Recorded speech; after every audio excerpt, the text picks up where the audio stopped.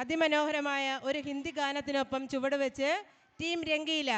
വേദിയിൽ ആസിഫ, അനശ്വര സജീവ്, മിഥില ഭവീഷ്, ശിവപ്രിയ, ശ്രീനന്ദ, വേദ, ആദിലക്ഷ്മി ആൻഡ് കൃഷ്ണ. വേദിയിൽ ആസിഫ, അനശ്വര സജീവ്, മിഥില ഭവീഷ്, ശിവപ്രിയ, ശ്രീനന്ദ, വേദ, ആദിലക്ഷ്മി ആൻഡ് കൃഷ്ണ.